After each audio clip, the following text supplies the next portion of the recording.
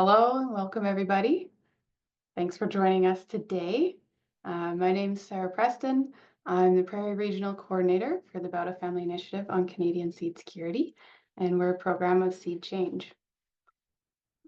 And today's topic is time savers for seed savers. It's supposed to be a really fun one. We'll have lightning talks from 5 amazing seed growers, and they're sharing tricks that they've learned for doing stuff efficiently and saving precious time. So we have Megan Franken, Dan Brisebois, Jolene Swain, Denise O'Reilly, and Bruch today. I am joining from east of Edmonton in Treaty 6 territory. The spot that I live is it's known as Amisquitchee in Hiawatha or the Beaver Hills.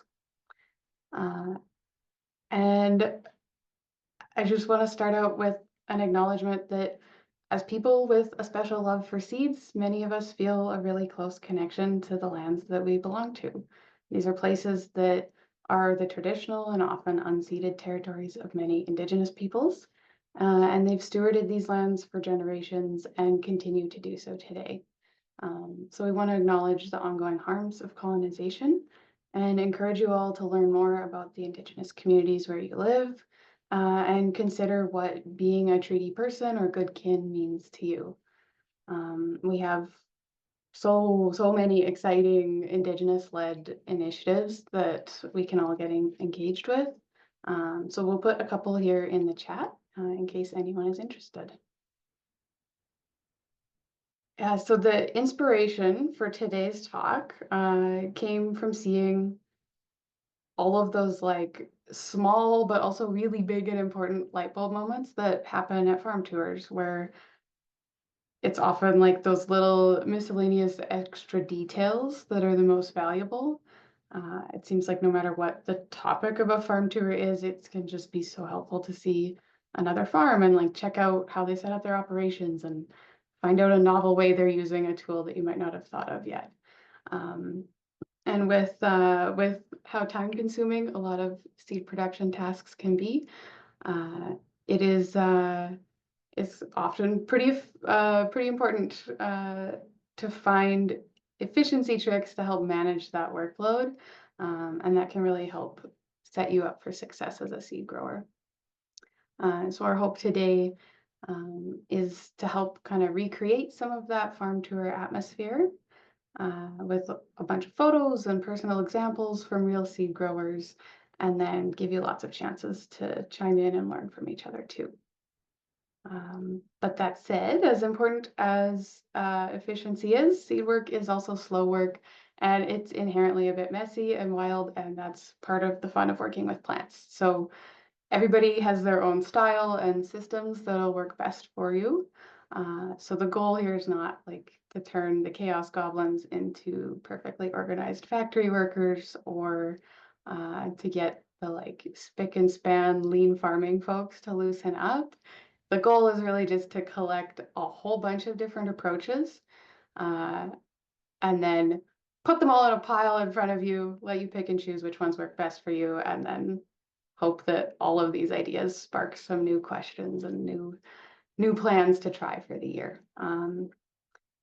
So please feel free to like chime in and share your thoughts as well. I'll call up Megan Franken, our first speaker.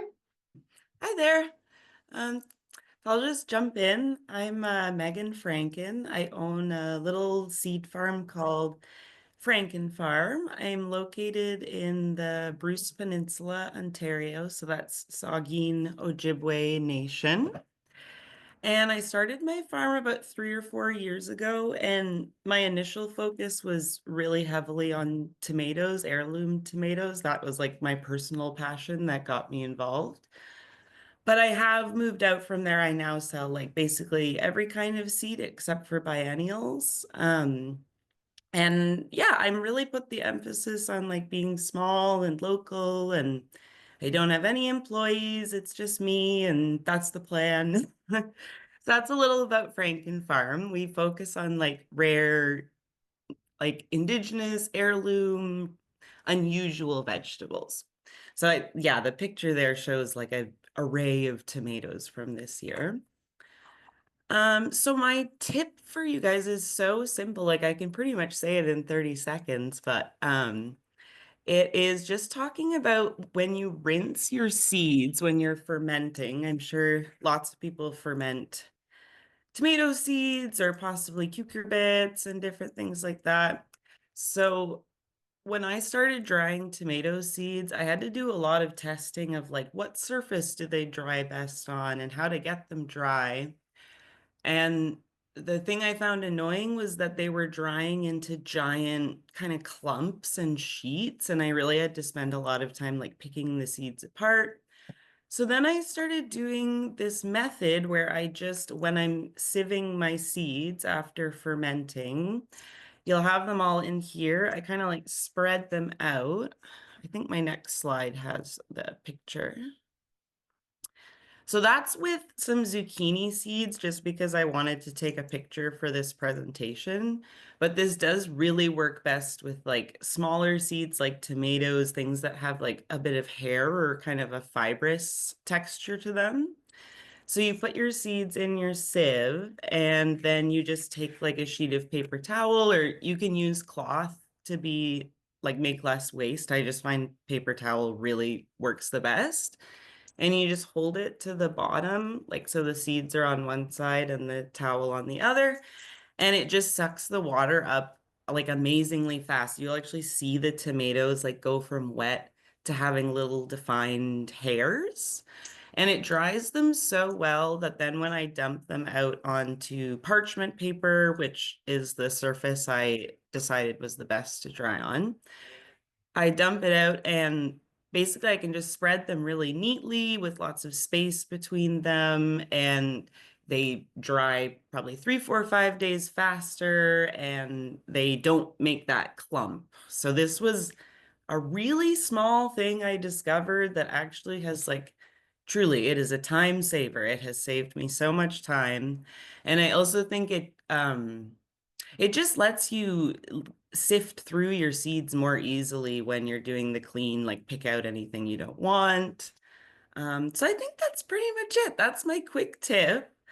I brought one other thing along because I remembered another tip I saw on Instagram once, and it helped me was doing my germination testing. I do them in petri dishes. I just bought a pack of petri dishes online, and it has made my germination way better and faster, and it's easier to organize on a tray.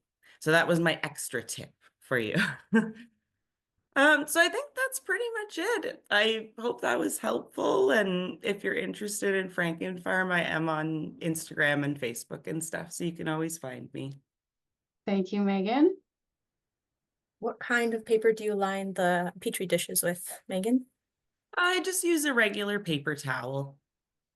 And some seeds, they like to, if you pull the paper towel apart and you use a really, really thin piece, that was a thing I started doing. And where do you source your petri dishes? I think I did go to like a Science Direct website. I was a chemistry student long ago, so I went to that. Amazing. That is very smart. Thanks, Megan. That's a great tip. So Dan Brisebois is up next. So, hi, everybody. I'm Dan. Okay, so I'm one of the farmers that Turner Soil Cooperative Farm. We're a worker co-op that has 20 people in it, 11 members and 9 non-members. About half of them work in seeds and half of them work in vegetable production. We are situated in Les Cèdres, west of Montreal, about 45 minutes west of Montreal. And we are vegetable growers, and we grow vegetables for 500 weekly CSA baskets. And then we also grow seeds with about 6 acres of vegetables, 1 acre in most years of seeds. And we grow seeds for our own online seed company, and we also have seed racks in different nurseries and health food stores. And we contract seed from other growers too. And I have a couple other hats. I do a lot of work with crop planning and farm management through the Farmer Spreadsheet Academy. And I'm the host of the Seed Grower, now called the Seed Farmer Podcast, which if you love this today, you probably love the conversations that are on that podcast. And also, I just released a book called The Seed Farmer, which in the Seed Farmer podcast, where it's hear from other people, the Seed Farmers hear more from me. And so let's hear a little bit more from me. So I'm going to talk about pole beans and peas, a tip for those. And we've done a lot of different kind of trellising with pole beans. And we've tried single strands, like having a header and single strands. And we've tried having like horticultural netting, like Hort Nova. And we haven't liked anything. And what we've really liked is, do I have a good slide of it? Is we've liked what's called, like, I think it's called the basket weave, where we'll have stakes every 10 feet and we sow the beans, in that row. And then so stakes every 10 feet. And as the beans grow up, we put a line of twine on each side of the beans, which is the same way that we deal with tomatoes. And with pole beans, there are times where you have to put a line a day because they're growing like 4 or 6 inches. So there's this period in early to mid July where we just have to be really, really on top of it. And if we're on top of it, we're doing that every day when it's necessary. And Emily at our farm is particularly good at that. We can get them to just be a beautiful trellis standing up. If we miss a week, then they'll be hard to control and they kind of go all over. But if you can stay on top of them, they make a really nice trellis. And the reason so there's a lot of other ways to trellis that I was saying, like individual strands can make beautiful, beautiful looking trellis, but it's at harvest that I really like the basket weave. And so what we do is when the pods start to dry down, and sometimes that'll be that there's some actual dry pods, and then there's also some beans that have like full seeds in there, but they still look like yellow or green. We'll pull the base of all the roots or cut them, but usually it's easier to pull them, and we let the plants dry down in the field. Even if we're going to be getting water and like rain and stuff, we're able to let them in the field dry down like this without having to bring the plants indoors. And so we'll let them sit in the field for 1 to 2 weeks after harvest. We don't want to let them sit too long, but 1 or 2 weeks usually is fine. And they kind of shrivel up to looking like this. So this was a full, planting, and now the leaves have shriveled up, the pods have shriveled up. And then, what do I have my next slide? Then what we can do is we'll go and we'll cut the twine and we can pull it out, because it's not like when it's individual strands with the vine wrapping around it, it can be really hard to pull the trellis out of there. But because they're just on the sides of the plants, we kind of cut it every stake and we pull out the twine and put it in bins to get rid of it. And then the plants fall down. And then we'll get into my next tip about what we do, but we can then bring those plants indoors and we run them through a converted soil shredder, a bit like a converted wood chipper, to thresh them. You could also just stomp on them if that's how you do it. So this is how we deal with a lot of trellised beans at one point. And so the next slide is how we handle full plants. So it could be beans, it could be pea plants, but it could also be brassicas or other plants that we're bringing in. And so here's a picture of kale plants that we've harvested at a stage that's just past green. The seed is swollen in there, but the pods aren't fully dried down. Harvesting at this point, these should, if we leave them they should after ripen. And so here they're on tarps. And so what that looks like is, so here's in the field what I showed you with the beans. This is like similar with peas. We'll just lie them on the tarp, and then we can roll them up in the pea on the tarp, and we load up the rolled tarps onto a wagon. This is actually radishes. So you can see we do this with a lot of different crops, and then we bring them back into the greenhouse, and we put them on our greenhouse benches. And it's just we use our greenhouse after the nursery season is done, really to dry things down. And if things are quite dry, we can pile them fully high. If they're on the greener side, we won't pile them that high. We might flip the plants once or twice. But what this tip is really about is using tarps as the harvest unit, or the thing that we harvest on. And we actually, I say tarps, but it's actually pieces of landscape fabric that we've cut off into, maybe it's 10 foot. So I think it's like 5-foot landscape fabric. We got a roll of like 100 feet, and we cut it into, I think, 10-foot lengths, maybe 12-foot lengths. And then that's just what we take those tarps out and harvest onto, and then bring into the greenhouse. Here's some celosia doing the same thing. And so because these are a bit greener, we have them more spread out, because if it's very green, we pile up, we're creating a compost problem. And here are these are beans that we didn't harvest, we didn't let dry down in the field. Actually, probably bush beans, which is why they didn't dry down in the field. Whereas pole beans, we can have dry down in the field. And so here's a case of what's nice about having them on the tarps is that we can then take the tarp outside. And this we're processing brassicas, and we just take the tarp out, and then we stomp on the brassicas with our feet, pull off the plants, and then we can just process whatever's left on the tarp, put it into bins, and then screen and winnow it. So that's the gist of what I have to tell you. If you want to stay in touch, you can sign up for my weekly newsletter. I'm on Instagram, and then there's the podcast, which I encourage you to listen to. So thank you for listening to me talk about tarps and beans. Awesome. Thanks, Dan. I think Jolene Swain is up next. I can talk about, introduce myself. So I'm Jolene. I'm in northern BC. It was -29 this morning. I'm the Northern Seed Coordinator with Farm Folk City Folk. I grow seeds as under short season seeds. And on Wood Grain Farm, which is on Gitxsan territory, we have about an acre of like production and then a few acres of grain. And we're a very mixed, diverse farm. We also have livestock and a milk cow.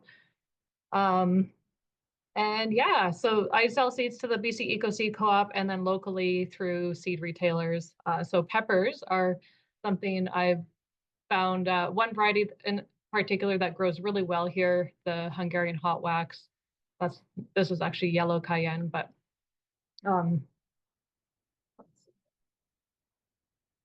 so in the early years, I'd kind of I'd chop them and scrape the seeds out. And I guess I got lucky and germination was great. But then in other years, I started to see really poor germination because I wasn't decanting it in water.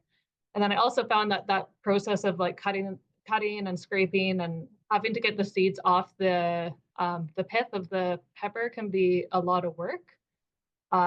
In a short season climate, obviously, like peppers take up a lot of high quality real estate. So I don't grow a ton, but I want to make sure I'm getting kind of a good harvest out of the ones I do. So this variety does really well, but any kind of like smaller or narrow pepper, this trick works really well for.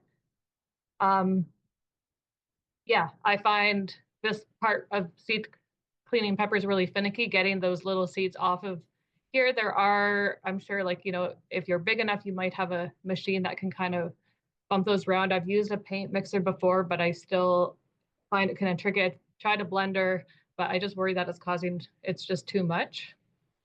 And it's also, you're really limited by the size of your blender.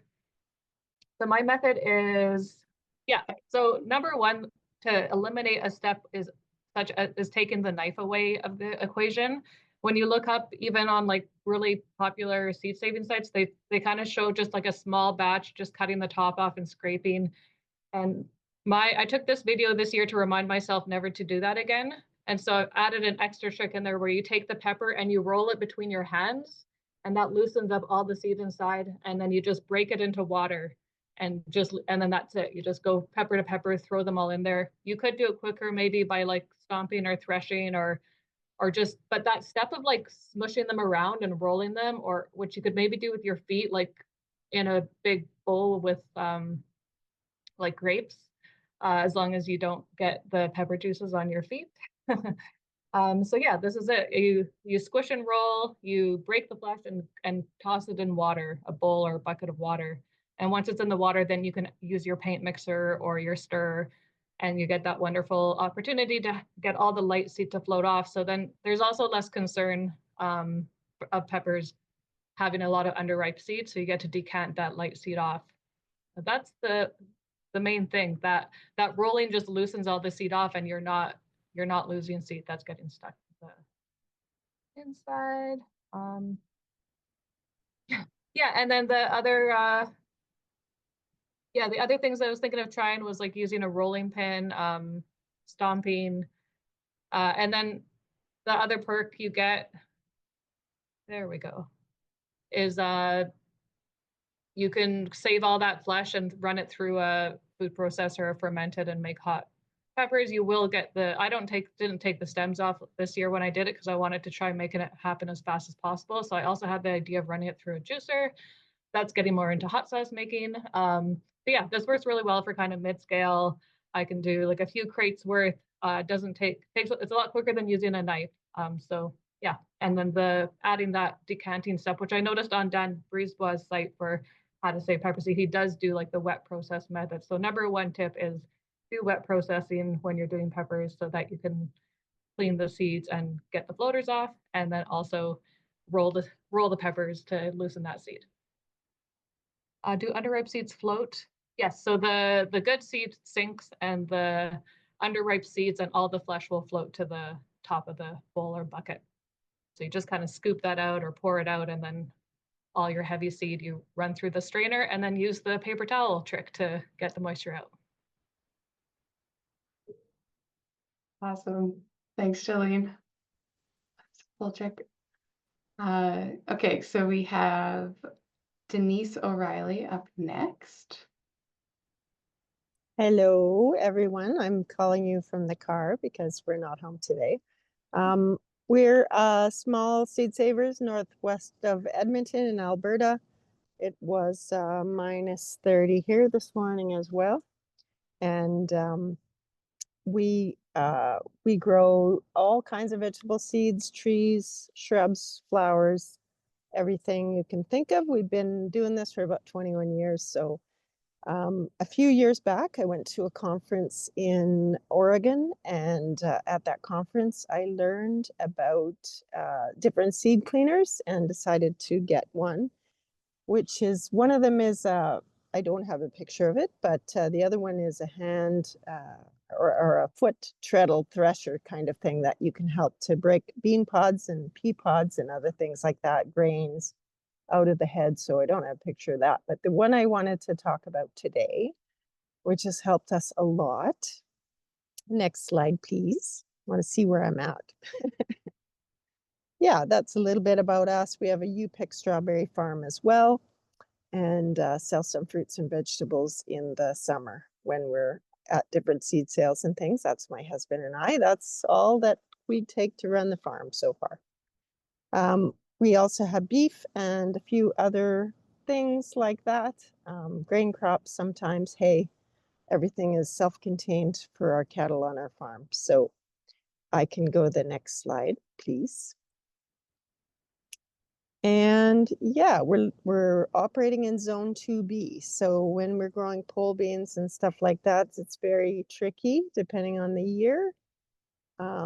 But we usually get most things to work out. And of course, we have a greenhouse, like Dan mentioned, for drying a lot of our stuff as well. Next slide. Okay, so I found that certain things take a lot of time to clean. So I have discovered these machines. Winnowing, of course, is a necessary step for those dry crops like carrots and beets and other things like that.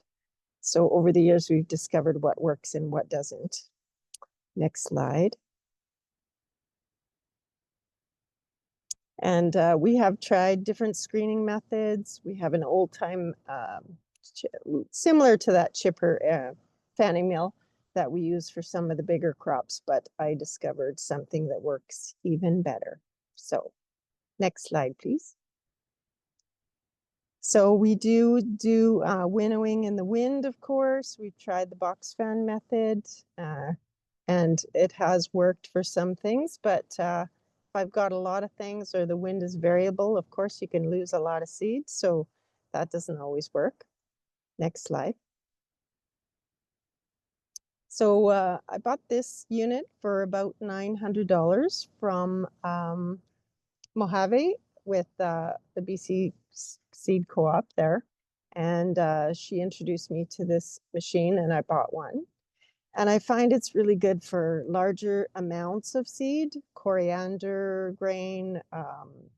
You can do beets and chard and that kind of thing in it. You can also do carrots. It's touch and go. You have to kind of play with the the variable controls a little bit, which I don't have a great picture of today, but I'll kind of show you on the video that comes up. And yeah, that's what it looks like. It's got two outflow chutes, I guess you call them. All the chaff goes out the back. You can vary the amount of wind that comes with how fast you fan it with your hands. So you have complete control over that. And then the lighter seeds, the good seeds tend to go in the first bin. The lighter seeds blow over, the chaff blows over. Sometimes you have bigger chunks that you have to then do a secondary kind of manipulation to get the seeds out of, but it works quite well. So I think we have a little short video. So this is my hand fanning machine. It takes the grain in the top, all of it with the chaff and everything. Has a little window that opens and lets it down. That's a hand crank over there where you grind or you twist, and it provides air to provide the fanning operation. All the chaff goes down, blows out the bottom here. As you can see, there's the little hatch half open. The good grain drops in the first chute there, and the leftover lighter stuff, or stuff that might need to second pass, goes in this bucket. Everything else comes flying out the back here and into the wagon and everywhere else. But it really helps clean grain for me really easily. And we'll just try to show you how it works.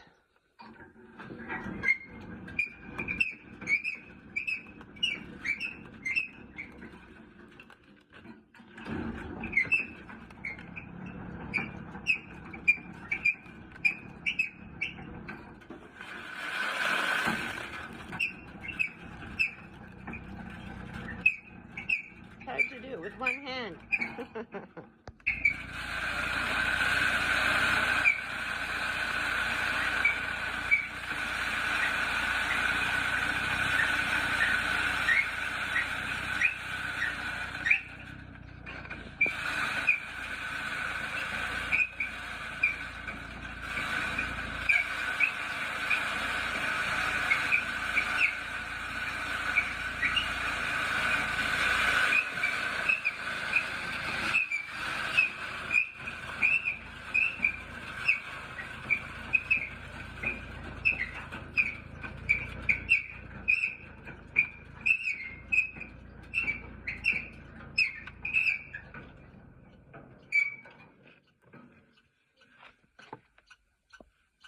And that's how you do it.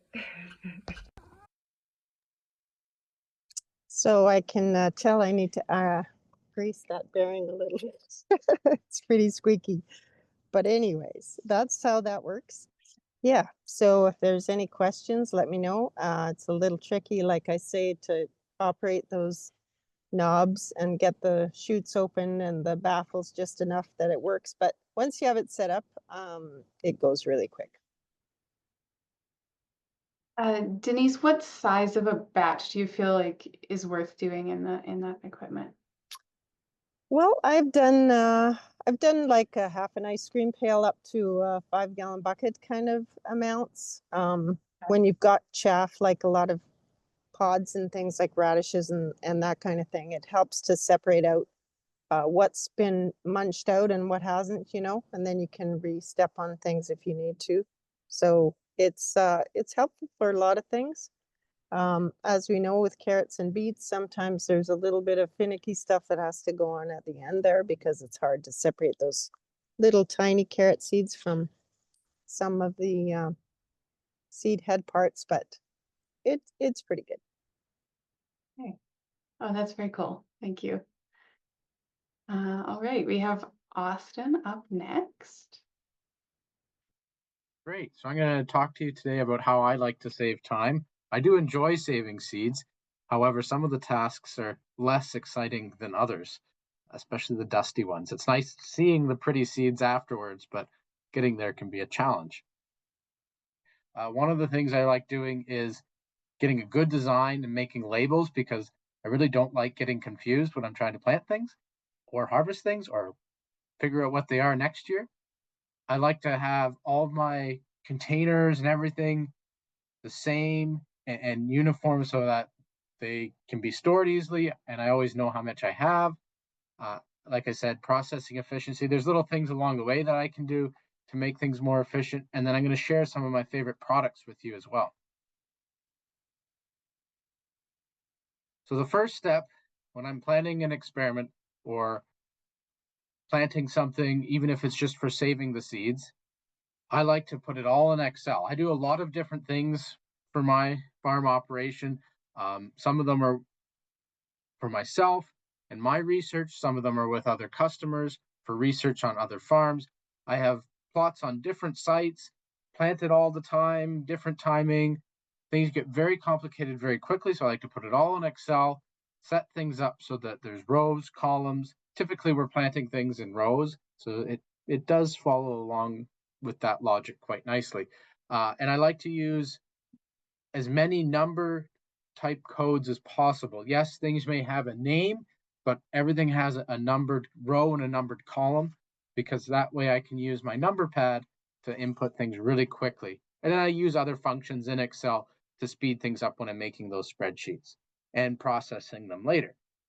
So I make everything in Excel so that I can print out my labels from Excel. And these are just really simple pieces of paper that I like to use. I make them big enough that I can read what's on them, and I put whatever I need to know on them more than once. So the label will have repeating names on it or codes on it, so that if part of the label gets lost, I still know what it is. And having a checklist when I'm in the field allows me to make sure I haven't missed anything.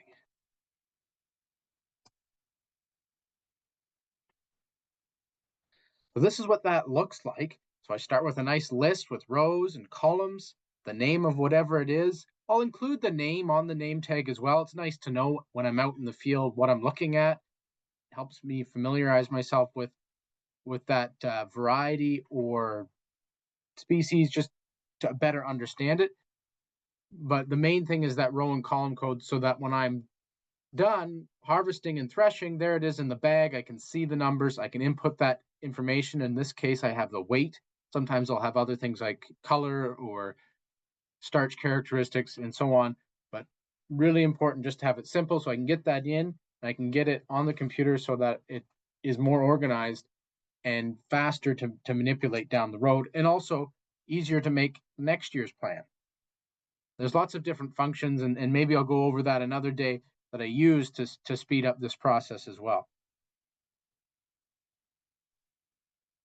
So the next part I'm going to talk about is modularity and containment. These are very fancy words.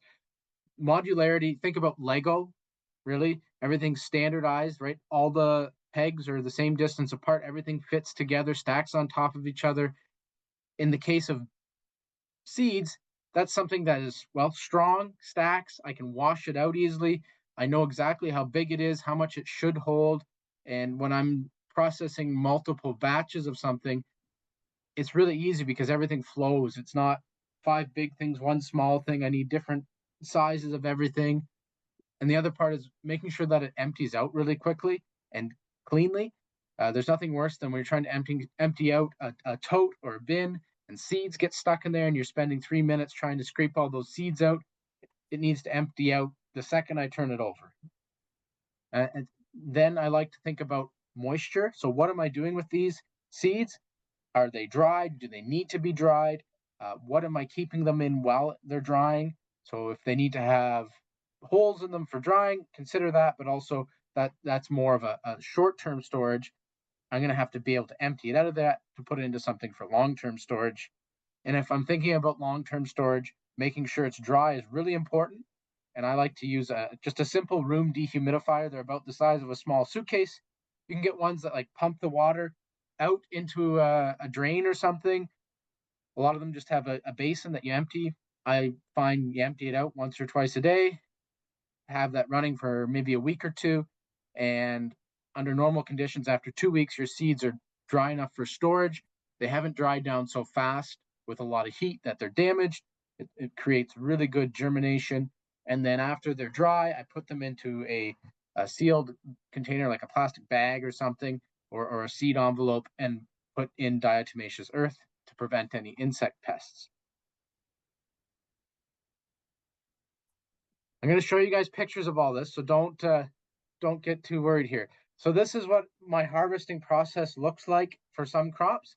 So you can see I've got my blue bags. They're all the same, right? And I have my labels there, nice 2-inch labels. They have multiple copies of what is inside them in case part of it gets eaten or chewed on. Nice and big so I can see it.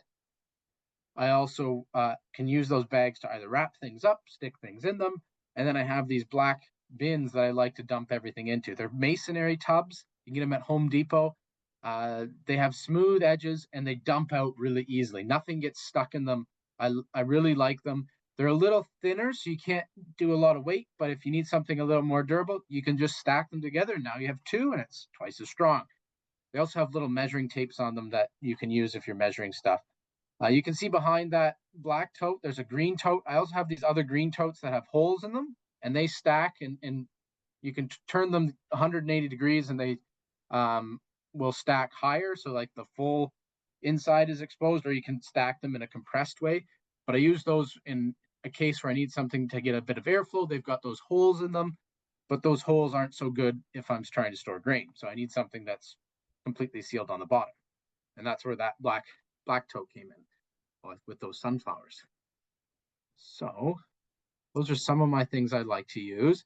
So on to processing efficiency. So having everything modular, and I know how many I have, I can count them easily. They store nicely. So I take all those nice modular units and I set up an assembly line.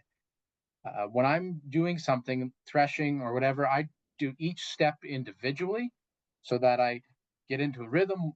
I can get through all those in a smaller space. I don't need to have a big space set out. And since everything stacks and fits in nice containers and goes on to the next step really nicely, I can just move through that, get it done, move on to the next thing. Because often you need your hands to do different things. Every time you're putting something down or picking something up, it takes time. And it takes even more time if you have to pick it up, put it down, and retool. So if you have to pick up a different tool or you're using different buckets or things, all those little steps take time. I like to break it up, little tasks, less travel time between, you're bending less usually, less steps. And if you're running machinery, it's a lot safer because you're just focusing on processing the seed through that piece of machinery. You're not leaving it idling, you're not leaving it running, which can be hard on it if it doesn't have anything in it sometimes. And it's just much safer because you're not turned around bumping into something that maybe has a belt on it. Even if it is guarded, it's best just to focus on the machinery, get the job done. It's also really loud sometimes with some of the equipment. So for hearing protection wise, it's nice to get the loud stuff out of the way and not have it running in the background when you could be doing something quiet. I also like to time myself when I'm doing different activities. So I'll do 5 units, see how long it takes, right? And then I can add that all up at the end to figure out how much time it took me to process a square meter of plots or 10 feet of row, those different things, so that I can compare different activities down the road. And when I break it up into those little stages, I can compare those stages. If I'm threshing, is it faster to do all of it at once and cram it all through the one thresher? Or should I separate it out into little bundles and do one bundle at a time, which is faster, right? It may seem like separating them out takes more time, but it actually makes the machine run more efficiently because you're not overloading it. And then PPE is so important with seeds. They're so dusty. Things can go flying. Loud equipment can be hard on your ears. Making sure you're wearing the right footwear. Heavy boots can be hard if you're doing a lot of sort of dance-like steps. It's nice to have some ankle mobility there. You do want to make sure it's a closed-toe shoe. You don't want to be wearing your flip-flops, but having the right footwear, dust mask is super important, gloves. If you're working outside, sun protection, staying hydrated, eating so that you have enough energy. When you're fatigued, you make mistakes, and you're more likely to injure yourself or potentially someone else, depending on the equipment that you're using.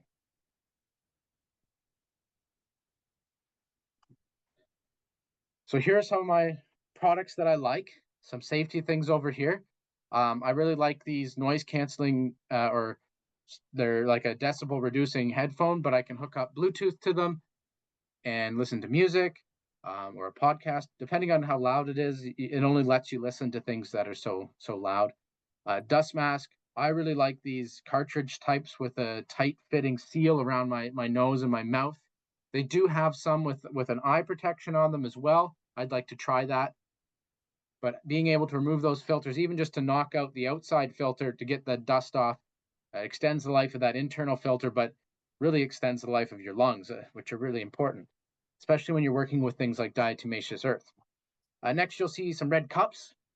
I like using red solo cups. I got the idea from some of the bigger seed companies. Like when I'm talking big, I'm talking like Corteva and those big companies where they're out planting plots that are acres, right? Acres of little 2x2 meter plots. They have these big planters and they put all the seed in these preloaded cartridges, which are basically little plastic clamshells. Now, I don't have access to little plastic clamshell equipment, but the plastic cups work really well. And one of the main reasons why they work so well is that they stack and they dump out easily. So in some cases, I'll pre-measure seed and put into them, and other times I'll just take out what I need. With corn, I'm planting things one seed at a time by hand. For my scale of things, that's just faster, but that way I can organize them, put the tags in them in the plot order, and then I just set them out in the plot when I'm ready to plant. They're not as tippy as you think, but they really keep things organized and keep the speed. You're not trying to fiddle with an envelope or anything.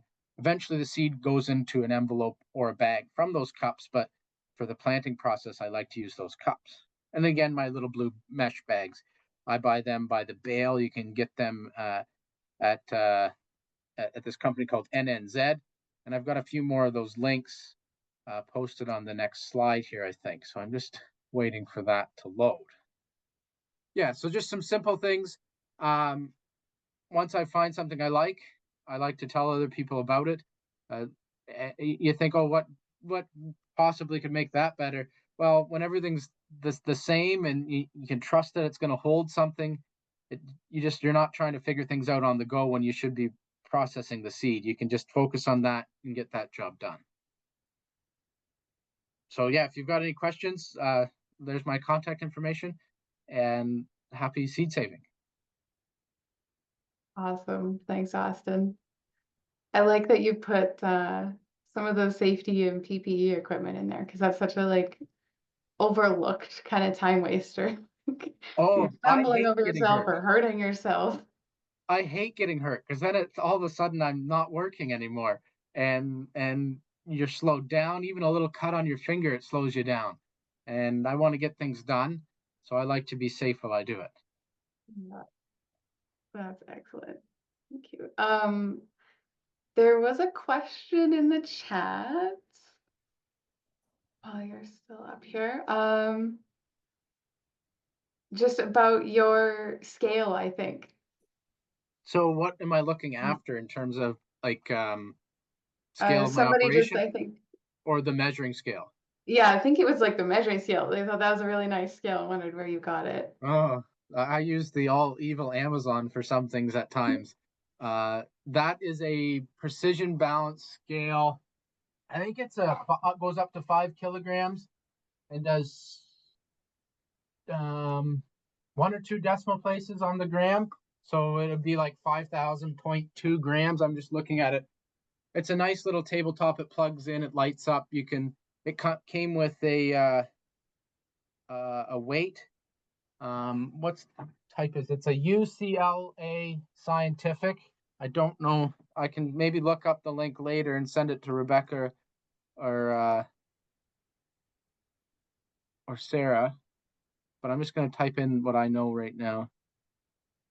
And yeah, having a nice scale makes a huge difference. I was using a bathroom scale for a while, and that's not very accurate. I do have a bigger scale right next to me. So I have one that is a 5 kilogram, like a 1 to 5 kilogram is what it weighs most accurately.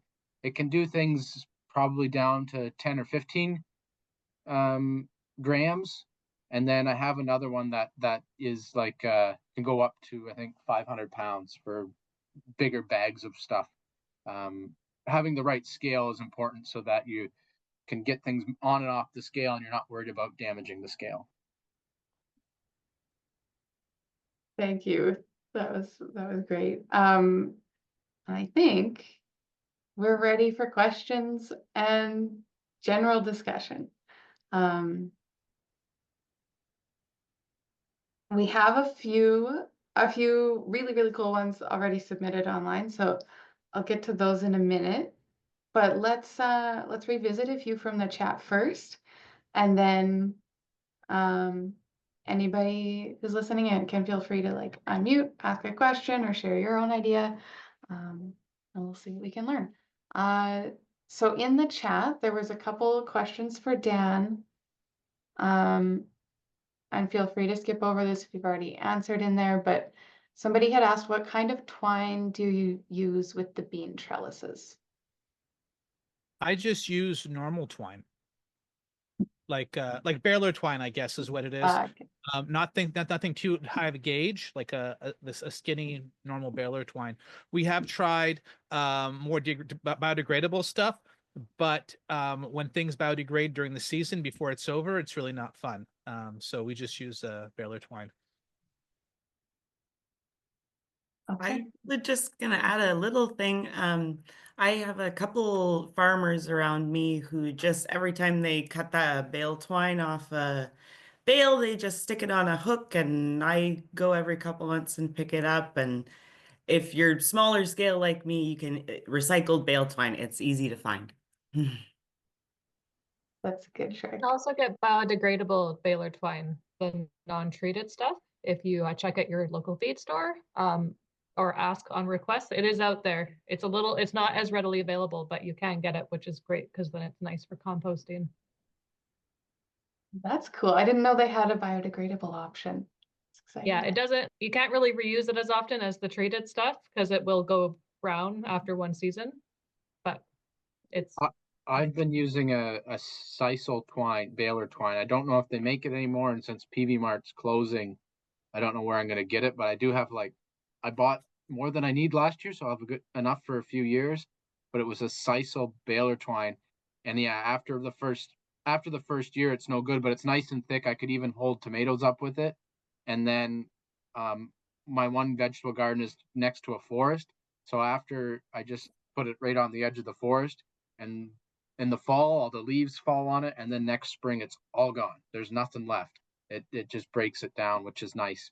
I used to have poly twine, and it's hard to separate out. That's cool that it actually breaks down. Mm-hmm. Good. The other questions about the trellising were whether the basket weave works on bare soil as well. Yes. And then I think this is also about the trellis, is if you clip at the base or do you pull the roots up as well when you're harvesting? So I don't know if it's just about the trellis. I'll often just pull the roots. In general, I'll clip the roots to avoid having soil on the root clumps.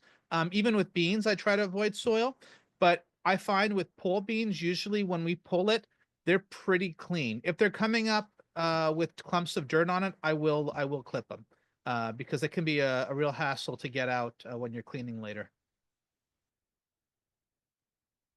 That's good to know. And do you terminate your pole beans? Terminate your pole beans early? It really depends on what kind of fall we're having. If we're expecting an early frost or a lot of rain, we will. And just what that like. So once the seed is fully formed inside, even if the pod outside is immature, if we pull it out if we cut the bottom of the whole plant, then it'll just force the maturation.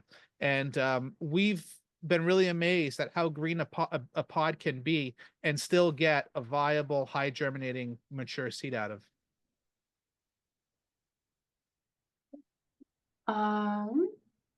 Somebody had asked Denise in the chat about how to separate out immature bean seeds.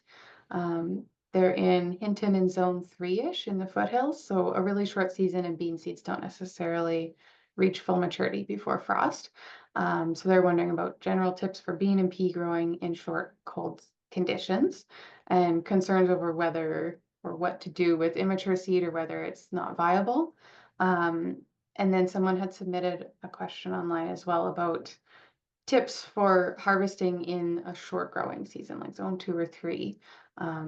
So I'm wondering if any of the speakers have tricks that they use to kind of shorten that timing or help the seed ripen under other cover or whatever you can do for that. Well, I can just tell you what we do, and if it's we just deal with varieties that'll ripen in 80 days or thereabouts. And beans, you can't really start early. They don't transplant well. So I just find that pulling them, like Dan said, when they're mostly ripe, putting them to hang to dry in the greenhouse works for us, especially if there's frost imminent. Yeah, and unripened bean seeds, other than just looking at them and telling which are plump and firm and mature, that's about all I can do. You can tell if they're not gonna be viable or not, usually by looking at them. And if you do wind up with really small bean seeds, like if they're noticeably different, you can screen them out. You can make some hardware cloth screens using like 1/8 of an inch screen, 1/4 inch, 1/2 inch, and you should be able to have one size that will get the smallest ones out.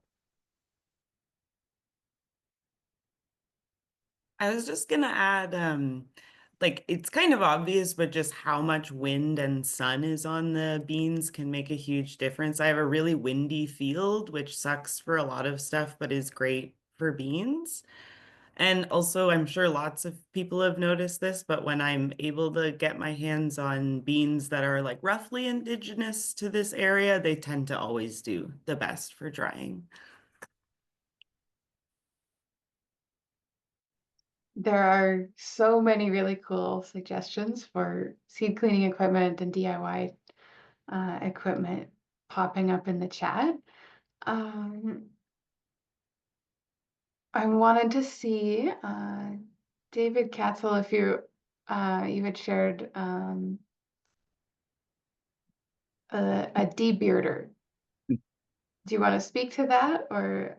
Yeah, I'm happy to. That was one that we found really useful for cleaning carrot seeds just before you put it through air separation to get rid of the little burrs on them.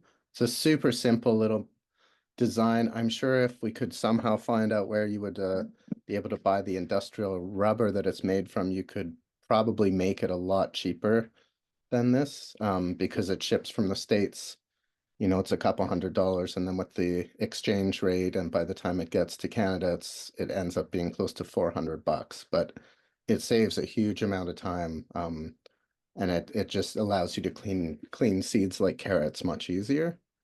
And then there's a couple other things in the chat. A time saver, if you're in British Columbia and you're on the route of our trailer tour, the BC Seed Security Program has 3 trailers we drive around the province that has Winnow Wizard, air separator, office clipper, large clipper, some threshing machines. And if you're on our route, or if you're interested in being on our route, please feel free to give us a shout. We drive it around to about 30 different stops each year, funding dependent, and help farmers clean seeds. So we had a farm show up the other day. They cleaned 2 years worth of their flower seeds in a day using the equipment. So that can really save time. And then the other thing we put in the chat is just it's a DIY plan for an air separator, a reverse air separator that a lot of people out here are using. We have it on the website. There's a PDF to help you build it, as well as an instructional video. It's free for download, and it costs maybe around $800. And then the one other thing I want to mention, the hand cranked winnower that sorry, I'm forgetting who just presented that. Denise, I think. Yeah. Yeah. So the hand cranked winnower, I really like that machine, but it's a bit of an art to figure out exactly how fast to crank it depending on your seeds. And I came across he was a retired geology engineer actually in the interior who took one of these machines and added like controllable electric motor to it so that he could set the speed that it turns. And you know, once you have that speed set, then you don't have to worry about the art of making sure it's always turning at a consistent speed. And a little tip for saving money, because an electric motor with a controller can run you a lot of money. Um, there's a lot of free treadmills out there. Treadmills have electric motors that if you have somebody that's electrically savvy, you can pull those off. There's tons of free treadmills. If you can pull one of those motors off and attach it with a controller. Sometimes the treadmill, especially if you get an old one, it actually has the controller attached. The newer, fancier ones where they slope, it's a little more tricky to use the controller and just pull it off the machine. But if anybody's looking into building their own thing with an electric motor, that could potentially save you about $800. So those are my time-saving tips. Thanks. That is an excellent idea to reclaim a treadmill motor. There's also a comment in the chat about someone who's heard of somebody using a wood chipper for threshing. Maybe Dan, is that you, or have you heard of that? What we have is it's actually a soil shredder, but it works like a wood chipper. And what's important is that what is important is that the hammers on it are kind of like hammers, like just different ways you can have a wood thresher, but you have to have individual hammers that beat stuff up. And so that's what we used a wood thresher, and the only conversion that we did is we modified we added what do you call it? It's a converter that changes the current from AC to DC so that we can just lower or increase the speed, because if a normal wood chipper is really, really pretty heavy. So for some smaller seed, you could not convert it and it works fine. But for the bigger seed, if you don't, it's going to get beat up. Okay, there's a whole bunch more really neat DIY ideas popping up in the chat too. So getting through those, but I'm going to jump to another of the questions that was submitted ahead of time because I think it's a good one for a lot of commercial growers. Do any of you have tips for how to store a wide variety of different types? So like inventory management. Exactly. Megan's beautiful wall. I mean, I have it right behind me. That's like, I think my strength as a seed saver is possibly organization. I got really lucky, and a woman who was retiring from a different craft that she made gave me all these amber jars behind me. They are, I think, the absolute best. So I'm not sure exactly what the challenge is that this person's having, but I just find like the amber jars, the silica gel packets, good masking tape, always having nice Sharpies around. And I guess the one thing I do that's like a little extra is I always, aside from their normal label, I put a label on the top saying when they were most recently germination tested. So that's my little organization system. Here we go.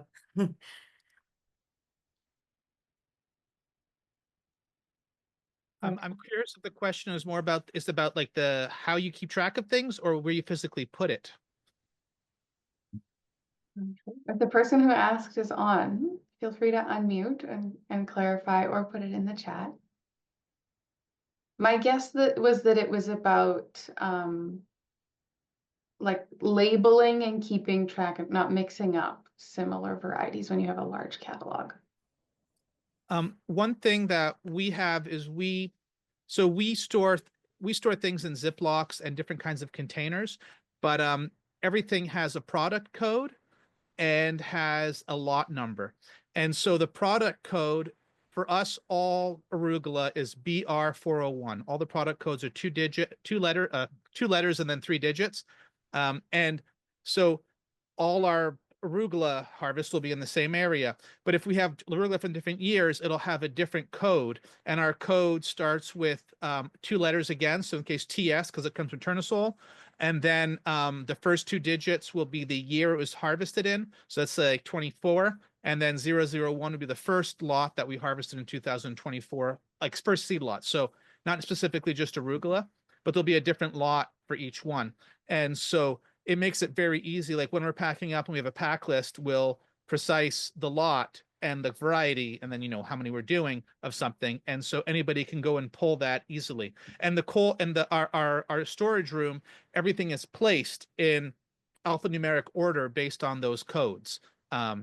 And I would really recommend doing that rather than based on names, because sometimes you might change your name a little bit, or you might wonder, is it tomato versus something else? Like there's a few different ways that you might think about it, but the codes work really well.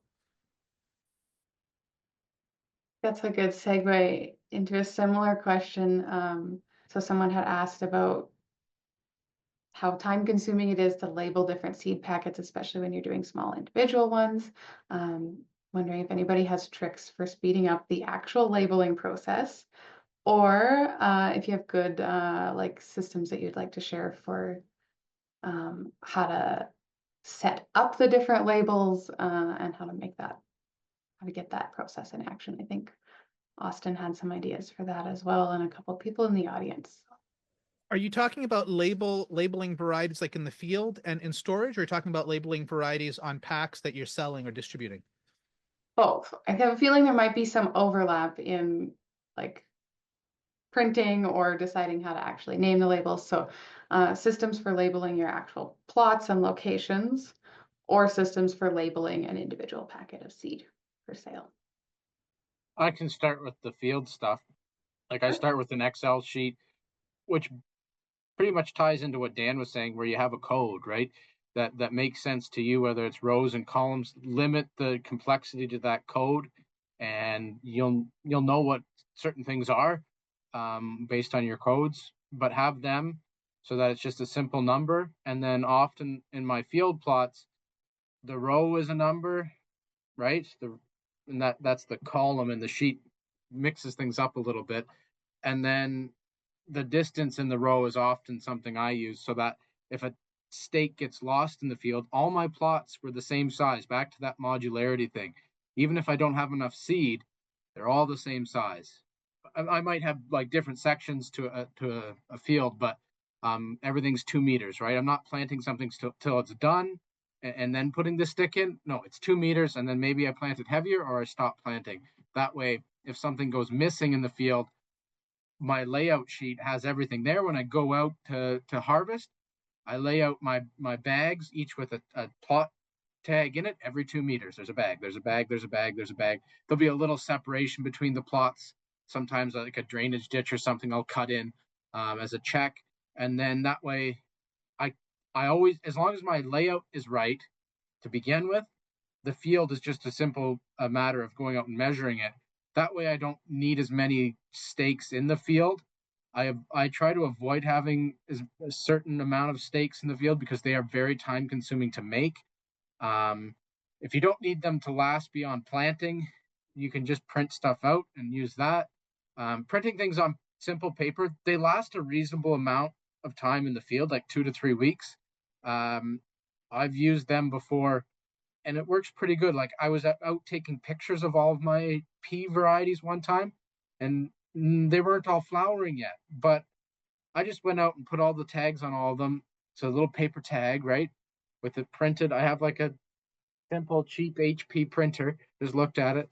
And you go out, you staple that printed 2-inch wide band around it. Stays on there for 2 or 3 weeks, and it's there. It might even be on there long enough till harvest, right?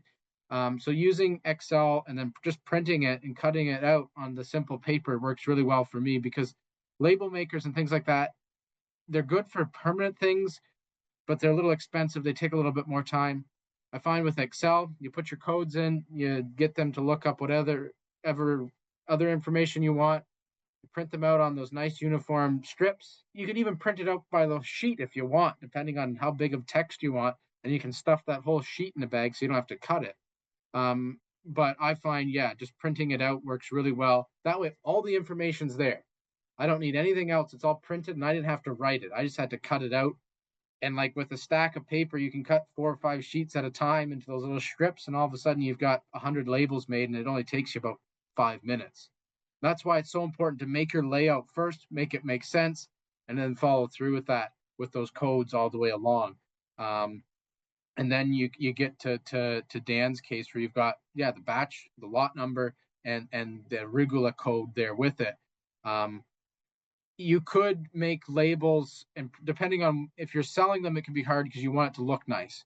But if there's other information that you wanted to put in there that was beyond, say, the tomato package envelope that looks pretty, you could print out little inserts that have those details in them and staple them on the outside or tuck them on the inside with all the lot numbers and all that stuff, right? Just depends on what you want to do. That way you're not handwriting it, because it might be more effective to buy 1,000 envelopes with a pretty tomato picture on the front, but maybe even have it for different varieties. You just have that stapled or that insert on the inside with the additional information if you're on a smaller scale and you can't afford to have multiple different envelopes printed fancy. I was just gonna say that whatever system works for you, like because I do work on my own, my system doesn't have to make sense to anyone else. So I just encourage you to use any tools you want, but also if you want to keep it all in your head, always has worked for me too. I'm gonna share my screen again. I have a lot to say about labeling. So I'll go with maybe the opposite of keeping it in your head. And so we have a series of spreadsheets where, where is that? Everything has, if you look at column J, everything has a block number where it is in the field, like block 116, and what bed it is in the field. And so our spreadsheets, we keep track of everything through spreadsheets like this, but we also have a visual map. And now this is, most of the sheets we do through pivot tables and stuff are automatically updated. This is the one place where we do copy pasting. So here there's a block of 112 seed flowers and miscellaneous. This is bed 1, bed 2, bed 3, bed 4. And each cell is 25 feet. I believe that's what it is. And so here there's this is 100 feet of these dahlias. So we create maps, and you can see on the bottom we have all the different blocks in the field that are laid out. So this is how we visually keep track where things are. But we do label stuff. And so what we do is especially for seed crops, because I want to know what they are later, we print out labels and then we laminate them, and it has the code, the number, and then it has a lot on it. And we do that, and we cut some 1x2s, and then we'll make stakes that we put out in the field, and that, so we know exactly what it is. If you just have 1 tomato, not the end of the world. But you have 3 tomatoes, it really is good to know what you're working with. And that stake, like whenever we're harvesting something, we'll write down either on a piece of masking tape or a piece of like paper that has the information, and then clip it to the tarp, the lot number and that kind of stuff. And then so that's how we label in the field. This is how we bring it out. And then in the cold room, we label on the outside with the lot, the SKU, the lot, and the name, and we label on the inside also. And when you discover that the label on the inside is different than the label on the outside, you don't feel great, because it means there's a confusion somewhere, but that's why we have it. There's also this label on the inside. This is something that Frank Morden taught me, is if I take it out and it's nice and crisp, I know the seed is dry. If I take it out and it's not nice and crisp, I know I'm in trouble. And so it's a moisture meter. And then just finishing up about labels, like if you're selling seed, an easy way to label a lot of stuff is using like Avery labels, or you can get them like from Staples and other places, generic ones, but having labels that are like 30 sheets per paper. And so with the spreadsheet, you can kind of get stuff into one cell that has roughly the equivalent of this information, maybe a crop description or something in it, and then you can just copy paste. And a lot of, depending what software you're using, you can just kind of replicate information on the labels, print it out, and then just put that onto a craft envelope or a coin envelope. So that's labels. And I'm actually going to have to get out of here. But so thank you, everybody. It's been great. But I'm going to disappear at this point. All right. Thank you so much for joining, Janet. It was fantastic to have you. I think Thanks, Jolene Dan. had to hop off early as well. So I just want to make a quick comment. I really like Dan's stapling something printed to a wooden stake. Wooden stakes eat Sharpies for breakfast. You go through a lot of Sharpies writing on wooden stakes. I like stapling that piece of paper, even if you're writing on the piece of paper onto the stake. It just gets a nicer job because stakes are often rough. Paper is nice and smooth for writing on. that's a very good point. We have a question here. Somebody's wondering if anyone has better methods for defuzzing tomato seed or getting sprouted seed out of broccoli and onion seed lots. With the tomatoes, I'm actually I've heard this before, and it kind of leads me to having a question, which is I've never considered trying to get the fuzz off or anything with my tomatoes. It's just never posed any issues. So I would love to hear from other people, like if that is a problem or why that would be a consideration. I wanted to just make two comments there. Yeah, I've never heard of the tomato thing. For sprouted seeds, sometimes if you have like a small amount and you're trying to get something out that has like a little sprout or the seed coat has been broken, you can use something like felt. So I worked in an edible bean processing lab or breeding program, and they had a lab where they processed all the seeds and stuff. They had this special machine that had two rollers that were covered in felt, and they'd roll like this, and the seeds would run down the two rollers, and the rollers would open up just a little bit at the end. So eventually the seed fell through the spinning felt rollers. So the felt spinning kind of cleaned up the seeds and made them look nicer, polished them a bit. But also anything with a broken or cracked seed coat or a little root tail would get caught on the felt and thrown out. Very noisy. You wouldn't think it would be, but very noisy. So if you've got like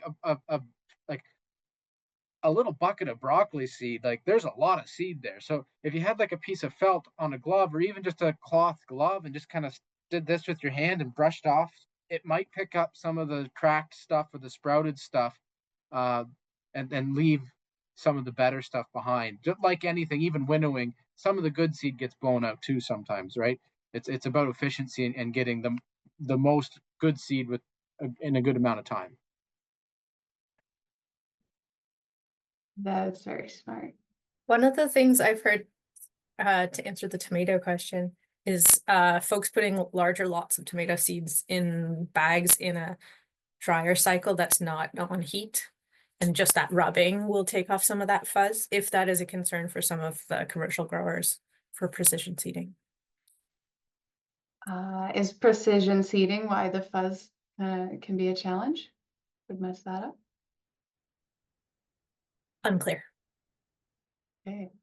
Mysteries for future topics, I guess.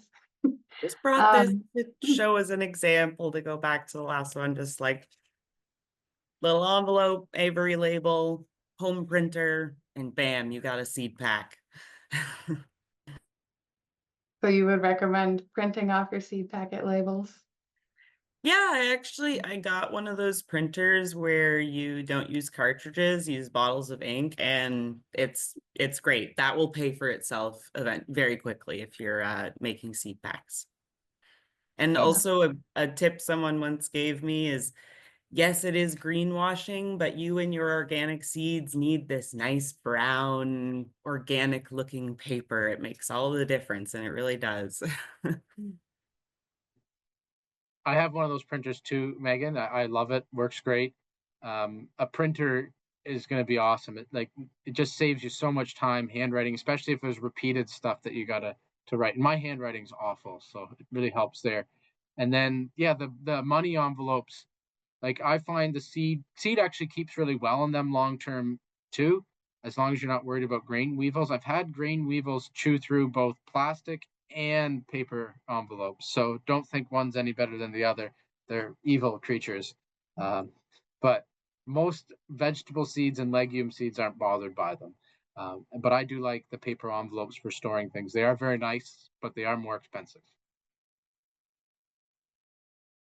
Thank you.